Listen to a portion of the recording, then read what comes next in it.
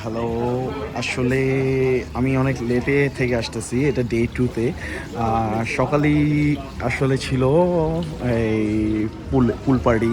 তো সবাই pool party করছি, খেলাধুলা করছি অনেক। তো এখন অলমোস্ট ফিনিশ। তো এখন ভিডিও করতেছি কারণ তখন ভিডিও করা পসিবল হয়নি।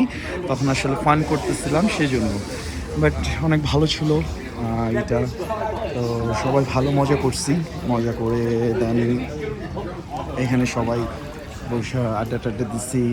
তো ভালো মজা হয়েছে। এ হলো অবস্থা। তো ডে 2-তে আসলে আমি সকাল সকাল তেমন কিছু দেখাতে পারিনি, কারণ কালকে আসলে সিঙ্গেল ছিলাম।